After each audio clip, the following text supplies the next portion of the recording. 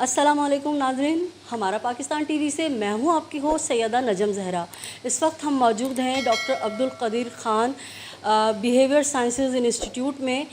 जो डाउ यूनिवर्सिटी से एफिलेटेड है। हमारे साथ इस वक्त मौजूद हैं ब्रिगेडियर रिटायर्ड सितारे इम्तियाज़ जनाब डॉक्टर शुएब अहमद साहब, जो इस मुल्क के माहिर-नाज़ साइकियाट्रिस्ट हैं और माशरे में आजकल जो कुछ भी हो रहा है उससे मुतालिक हम इनके तजर्बात से की रोशनी में बहुत कुछ बात करेंगे। आइए बात करते हैं डॉक्टर शुएब साहब से। अस्सलाम वालेकुम डॉक्टर साहब। डॉक्टर साहब, सबसे पहले तो आपका बहुत शुक्रिया, आपने हमें इतना सारा टाइम दिया इतनी मसरूफियात में, हम आपके शुक्रगुज़ार हैं। डॉक्टर साहब, आजकल जो एक सिनेरियो बना हुआ है हमारे यहाँ कि माशरा जो है वो अजीब सा होता जा रहा है कि लोगों में क़ुव्वत बर्दाश्त नहीं है, एक दूसरे को बर्दाश्त नहीं करते। तो आप क्योंकि जहनों को स्टडी करते हैं, आप लोगों के दिमागों को पढ़ते हैं, उनके रवैयों को पढ़ते हैं, तो आप इसकी क्या वजूहात बताएंगे? अच्छा, ये तो बहुत एक जनरल क्वेश्चन हो गया कि इसमें तो बहुत से अवामिल हैं जो माशरे की बुराई का बायस बनते हैं। पहले तो ये हमें देख लेना चाहिए कि अच्छाई और बुराई की डेफिनेशन है क्या। वो चीज़ अच्छी है जिसको ज़्यादातर माशरे में पजीराई मिले उसको हम अच्छा कहते हैं, और जिसको जो है वो ज़्यादातर माशरे में जो है वो पजीराई ना मिले और उसको एक्सेप्टेंस ना हो उसको हम बुराई के ज़ुमरे में लाते हैं। तो बुराइयाँ मुख्तलिफ़ किस्म की हुआ करती हैं, जिसमें जो है वो हमारी जो नॉर्मल बातें हैं जैसे सच बोलना, ईमानदारी और दूसरों का ख्याल रखना, इन चीज़ों में भी अगर हम अपने आप को कमज़ोर समझते हैं तो इसका मतलब है कि हम बुरे हैं, हम अच्छे लोग नहीं हैं। और अगर हम लोगों की मदद करते हैं, उनका हौसला अफजाई करते हैं, उनके दुख दर्द को बांटते हैं, तो इसका मतलब है कि हम अच्छे लोग हैं, अच्छाई कर रहे हैं, हुकूकुल इबाद का हम ज़्यादा ख्याल रख रहे हैं, जिसका अल्लाह ताला ने हुक्म भी दिया हुआ है। माशरे में अखलाकी इन्हतात की और वजूहात के अलावा एक तो तालीम की कमी, और उसके अलावा फिर जो तालीम है उसका गिरता हुआ मेयार, ये भी बहुत किरदार है इसमें, क्योंकि जो स्कूल्स हैं वहाँ का जो करिकुलम है वो बहुत अरसे से शायद रिवाइज़ करने की किसी ने कोशिश नहीं की। काफ़ी अरसा पहले, आज से 15 साल पहले मैं एजुकेशन मिनिस्टर से मिला था और उनसे मैंने ये रिक्वेस्ट की थी कि हमें जो साइकेट्रिक डिजीज़ हैं वो बच्चों को क्लास 5th से पढ़ानी चाहिए, ताकि वो अपने इर्द गिर्द, अपने रिश्तेदारों में, अपने ख़ानदान में आइडेंटिफाई कर सकें अर्ली तौर पे, और उनका इलाज हो जाए, बजाय इसके कि वो पीरों फ़कीरों, मज़ारों और इन चक्करों में गंडे तावीज़ में जो वो पड़ जाएँ। मगर उन्होंने करिकुलम में अफसोस आज तक उसको शामिल नहीं किया, उनकी अपनी मसलहत होगी, मगर ये है कि ये एक बहुत बड़ा फैक्टर है। फिर हमारे यहाँ इंटरनेट जो है वो आया तो बहुत पहले से है, 1999 से हमारे मुल्क में, या 98 से आ गया था, मगर तब इसका इस्तेमाल बहुत महदूद पैमाने पे था, और हम लोग सिर्फ उस पर जो है वो कोई रिसर्च कर लिया, कोई आर्टिकल लिख लिया, कोई चीज़ रिसर्च दुनिया में हो रही है उसको देख लिया। मगर उसके बाद फिर आहिस्ता आहिस्ता, जैसे कि किसी ने एक प्रेडिक्शन की थी एक ज़माने में कि फिर इतना ज़्यादा आम हो जाएगा कि आपके हथेली में जो है वो इंटरनेट आ जाएगा, और जब आपकी हथेली में आ जाएगा तो आप फिर उस पर जो है वो फिर आप अनलिमिटेड एक्सेस हो जाएगी, और उससे फिर बहुत सारी बुराइयां जो है वो जन्म लेती हैं, चूँकि वो सारी चीज़ जो है, चूँकि फ़ोन और इस तरह की चीज़ें बहुत आपकी प्राइवेट मैटर्स होते हैं आमतौर पर, बच्चों में भी अब तो ये देखा जाता है, टीनेजर्स में और दूसरे लोगों में भी, कि वो अपने फ़ोन पे हमेशा पासवर्ड लगा कर रखेंगे, वो किसी को उस तक एक्सेस नहीं होने देंगे, और बहुत घबराहट का शिकार हो जाएंगे अगर आप उसको ले, चाहे उसमें कुछ हो या नहीं हो, मगर लोगों को ये चीज़ें हैं। फिर इसी चीज़ों का फ़ायदा उठाते हुए बहुत सारी डार्क वेबसाइट्स हैं जो लोगों को फिर इस्तेमाल करती हैं, मुख्तलिफ़ हरबों से उनको ब्लैकमेल करेंगी, उनकी कमज़ोरियाँ ढूंढेंगी, ये सारी चीज़ें। तो ये भी एक मसला है जिसकी वजह से इसमें मसाइल जो है वो आहिस्ता आहिस्ता पैदा हो रहे हैं। जो हमारे एडोलेसेंस का जो ज़माना है, जिसको हम जो है वो सन बुलूगत कहते हैं, जब बच्चा जो है वो अपनी टीन एजेस से निकल के एडल्टहुड में जा रहा होता है, तो वहाँ पर वो एक क्राइसिस का शिकार होता है, जिसको हम कहते हैं एडोलेसेंट क्राइसिस, इंग्लिश में जो इसकी जो टर्म यूज़ होती है। उस क्राइसिस में उसको ये समझ नहीं आती कि उसकी सिमत क्या है, उस सिमत का तयन करना उसको नहीं आता, और वो कभी इधर कभी उधर, कभी इससे कुछ सीख लिया, कभी उससे कुछ सीख लिया, कभी उसने मशवरा दे दिया, कभी उसने मशवरा दे दिया, तो उसमें फिर जो है वो एक सेट जो स्टैंडर्ड है जो कि परवरिश का होना चाहिए वो हम मिस कर जाते हैं। माँ बाप ख़ास तौर पर چونکہ وہی اکنامک پریشر آپ پہ اتنے ہوتے ہیں کہ اب اگر میاں بیوی دونوں نہ کمائیں تو آپ کا گھر نہیں چلتا، تو وہ پھر اپنے کاموں میں مصروف ہو جاتے ہیں، اور بچے جو ہے وہ پھر ان کو ایک تھوڑا سا وہ فری اسپیس مل جاتی ہے جس پہ ان کو ورغلایا جا سکتا ہے، ان کو ان چیزوں میں شامل کیا جا سکتا ہے. اور بنیادی طور پر یہ ایک بہت بڑا فیکٹر ہے، اور اس پہ ہم سب کو مل کر ہم تو کرتے ہیں اس پہ کام، مگر باقی اداروں کو بھی، اسکولوں میں ہمارے بہت سے پروگرام ایسے ہیں جو ہم اسکول اور یونیورسٹی میں جا کے جو ہے وہ لیکچرز بھی دیتے ہیں، اور ان بچوں کو یہاں پر وزٹ بھی کرواتے ہیں اور دکھاتے ہیں کہ ہمیں کیسے اپنی ذہنی صحت کو کیسے اچھا کرنا ہے. ڈاکٹر صاحب، آپ نے جو محرکات بتائے اس میں انٹرنیٹ کا استعمال بتایا، تو یہ تو بین الاقوامی سطح پر ہے، لیکن میں آپ سے یہ پوچھنا چاہوں گی کہ اب جو پاکستان کا معاشرہ جو ہے وہ بالکل تنزلی کا شکار ہو گیا ہے، اور جب ہم چھوٹے سے تھے، ایک معمولی مرغی اگر کوئی ہمارے سامنے ذبح کرتا تھا تو ہمارا دل لرز جاتا تھا، لیکن آج ہم پورے پاکستان سے، چاہے پشاور ہو، پنجاب ہو، اندرون سندھ ہو، ہم دیکھتے ہیں کہ زمین و جائیداد کے لالچ میں یا اپنے ذاتی اناد میں جو ہے انسان کو اتنی بے دردی سے قتل کر دیا جاتا ہے. بعض دفعہ پنجاب اور سندھ کی اسٹوریز آتی ہیں کہ ایک ایک گھر سے 6-6 7-7 جنازے نکلتے ہیں، تو اس کے پیچھے کیا نفسیات ہوتی ہے؟ ہاں، اصل میں انسان نے جو ہے وہ ہمیشہ سے اپنے سے کمزور لوگوں کو کنٹرول کرنا چاہا ہے. یہ اس کی سرشت میں شامل ہے، اس کی مطلب ہے کہ اس کی جینز میں شامل ہے کہ وہ جو ہے وہ ہائرارکی میں رہتا ہے اور اس کو کنٹرول کرتا ہے. اس میں پھر بہت سے عوامل آ جاتے ہیں، جیسے جس طرح آپ کہہ رہی ہو، اس میں بہت سے زمین کے مسئلے ہوتے ہیں، عورت کے مسائل، وہ کہتے ہیں نا زن، زر اور زمین، یہ 3 فیکٹر تو ایسے ہیں، یونیورسل ہیں، جس میں جو ہے وہ چاہے وہ پاکستان ہو، چاہے وہ امریکہ ہو، چاہے وہ کوئی اور ملک ہو، وہاں پر یہ مسائل ہوا کرتے ہیں. جیسے میں نے کہا کہ جب وہ آپ ایجوکیٹ پراپر نہیں کرو گے،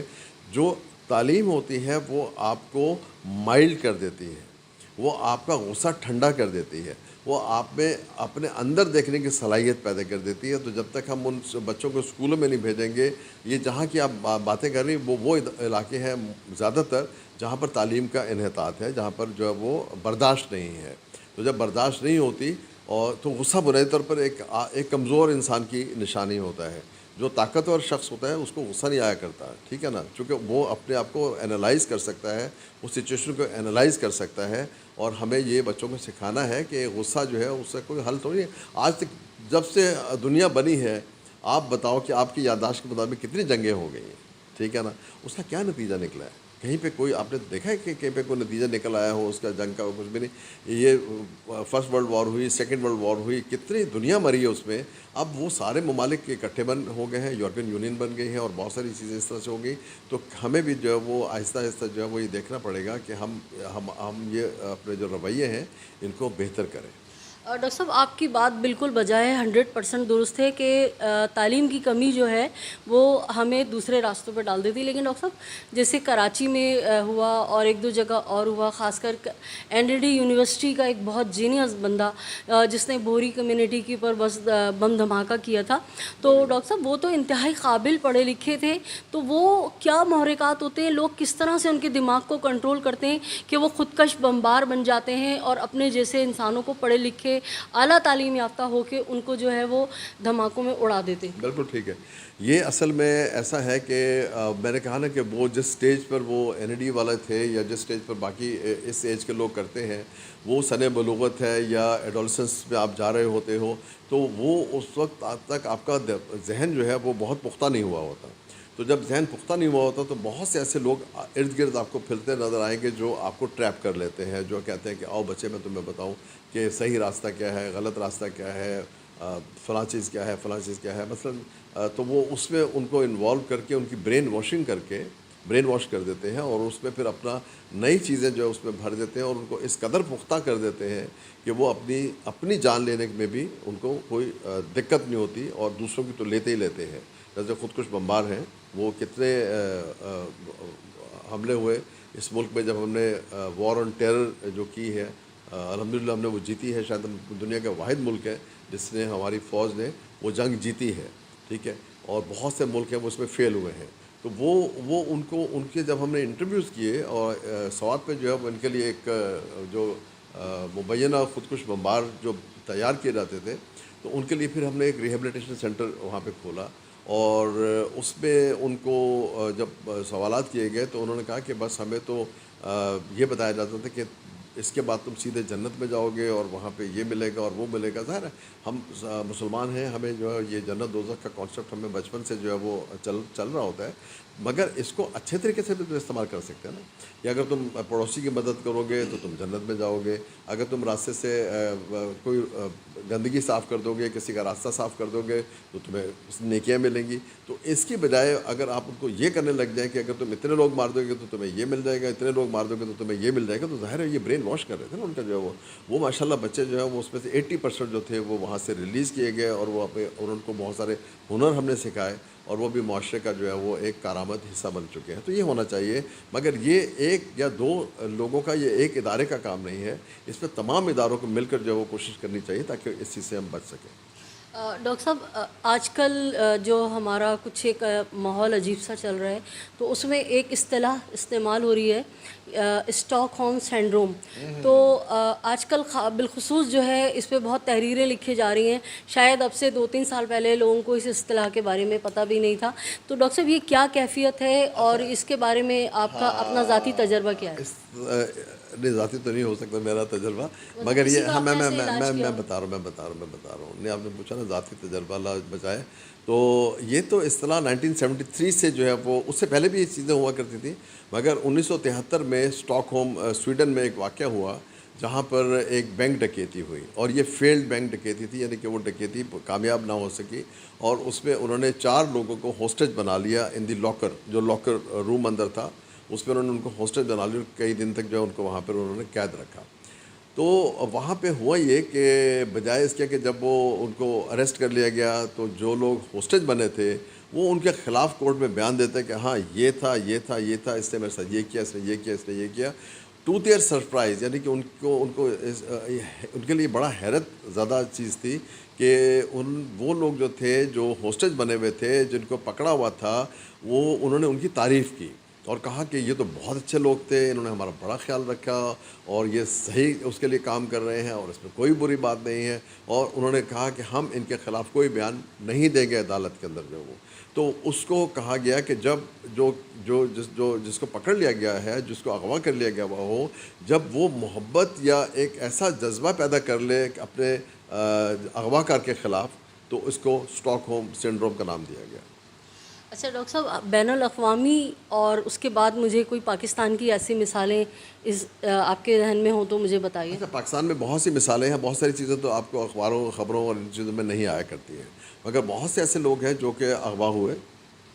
اور اس کے بعد وہ رکھا گیا وہاں پہ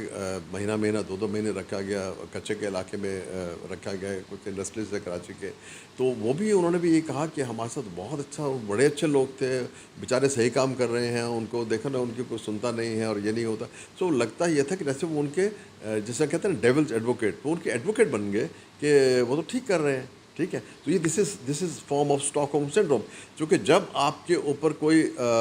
زبردستی قبضہ کر لیتا ہے, جب آپ کے اوپر آپ کے خیالات کو, جذبات کو اور ان چیزوں کو کنٹرول کرنا شروع کر دیتا ہے, تو ایک طریقہ تو یہ ہوتا ہے کہ ہم اس سے لڑ پڑیں. ٹھیک ہے, اب اگر اس لڑنے میں آپ کو یہ پتہ ہے کہ اس کے پاس سے پستول ہے, ٹھیک ہے نا, یہ تو ہمیں گولی مار دے گا, تو آپ کیا کرتے ہو کہ آپ ان کے ساتھ ایک ریپو بنا لیتے ہو اور اچھا بیہیو کرنا شروع کر دیتے ہو کہ شاید اس کو دیکھ کے وہ مائل ہو جائے اور میرے ساتھ رحم کرے. ٹھیک ہے, اور ایسا ہوتا بھی ہے. ٹھیک ہے, کیونکہ ہم انسان ہیں بیسیکلی, جو ہم ایک دوسرے کے بہت سارے وربل اور نان وربل جو کمیونیکیشن ہے اس کو سمجھتے ہیں.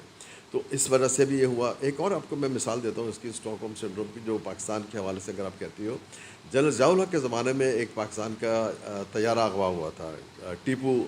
جو تھا وہ ہائی جیکر تھا, اور اس سے وہ جہاز جو ہے وہ یہاں سے پشاور سے اغوا کیا اور اس کے مطلب ہائی جیک کیا اور اس کو وہ کابل لے گیا, اور کابل سے پھر وہ سیریا لے گیا. وہاں پر بھی جو لوگ, میرا ایک دوست اس جہاز کا فلائٹ انجینئر تھا, وہ میرا کافی اچھا دوست تھا. تو اس نے جب وہ رہا ہو گیا تھا فائنلی, تو اس نے بتایا تھا کہ وہ ٹیپو ہمارے ساتھ اتنا دوست بن گیا تھا, سب لوگوں کے ساتھ جو ہے وہ گپے میں لگاتا تھا, وہ اپنی گن جو ہے نا وہ ایسے ٹیبل پہ رکھ کے ایسے گھما بھی دیتا تھا کہ بھائی جس سے اٹھانی اٹھا لو, لائک دیٹ. ٹھیک ہے, سو وہ یہ سارا اسٹاک ہوم تھا. یہ ایک پورا جو ہے نا وہ ایک وہ فیئر فیکٹر پھر اس کے بعد اس چیز میں چینج ہو جاتا ہے کہ ہم اس کیپٹر کے خلاف کر تو کچھ سکتے نہیں ہیں, تو کیوں نہ ہم اس سے دوستی کر لیں. تو یہ ہمارے نزدیکی اس میں ایک واقعہ یہ ہو چکا ہے. بہت ساری ایسی مثالیں ہیں. اب آپ کا تو ٹائم اتنا. ڈاکٹر صاحب ابھی آپ آف کیمرہ مجھے سیریا کی اور ایک اور کسی ملک کی بتا رہے تھے, مختصراً وہ بھی ذرا مجھے بتائیں. اچھا, سیریا میں بھی یہ ہوا کہ جو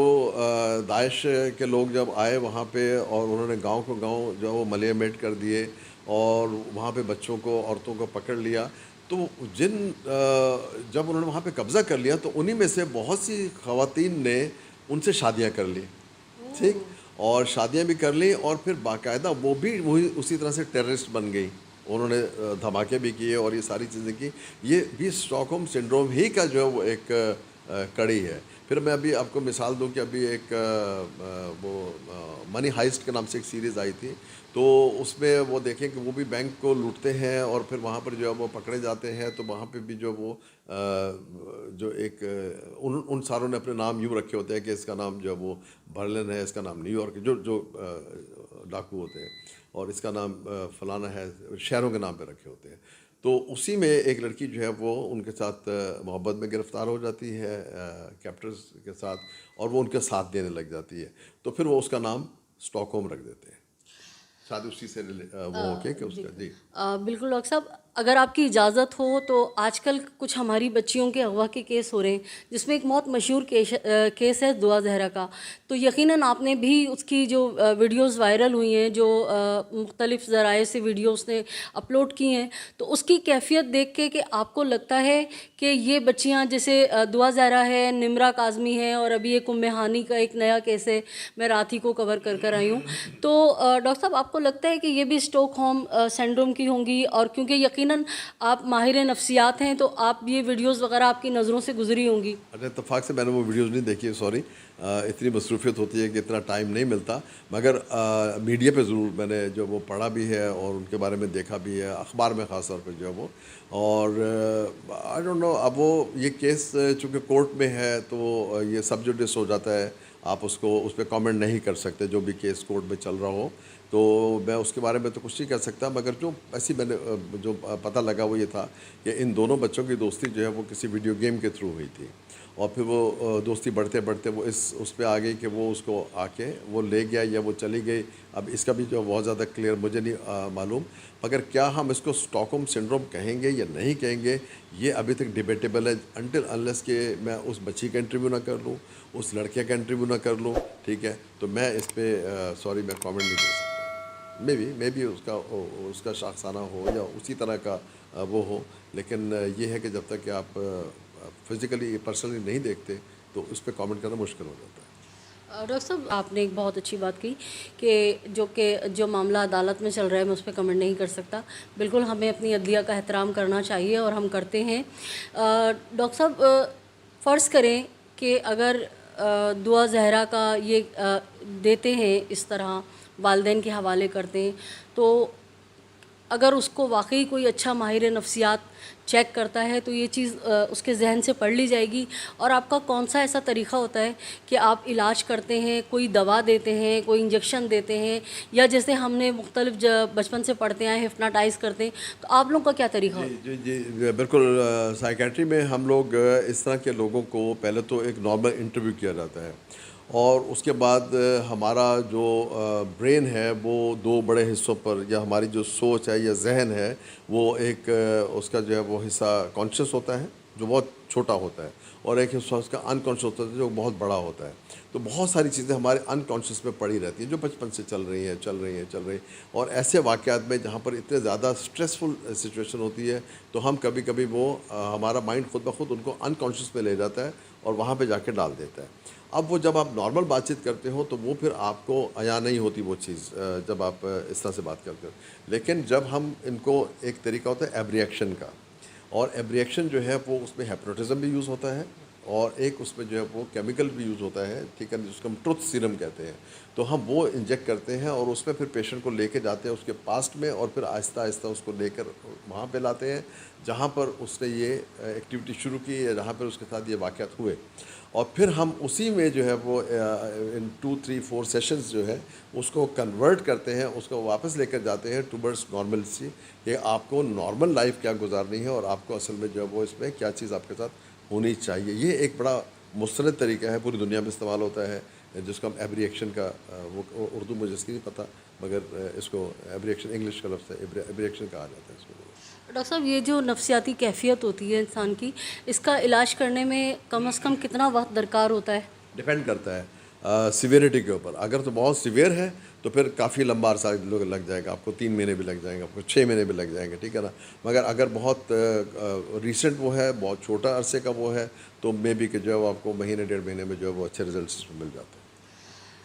ہم شکریہ ادا کریں گے ایگزیکٹو ڈائریکٹر جناب شعیب احمد صاحب کا کہ انہوں نے ہمیں اتنا اپنا قیمتی وقت دیا اور ہم کو اتنی تفصیل سے انسانی رویوں کے بارے میں بہت زبردست ہمیں جو ہے بتایا اور ہمیں بہت کچھ سیکھنے کو ملا. ڈاکٹر صاحب آپ کا بہت بہت شکریہ. جی آپ کا بھی بہت شکریہ کہ آپ نے جو وہ ٹائم نکالا، اور یہ میرا بڑا سینسٹیو ٹاپک ہے. Very good. میں آپ کو شاباش دیتا ہوں کہ آپ نے اس کو چوز کیا، اور اس سے یہ ہوتا ہے کہ ہمارے جو لوگ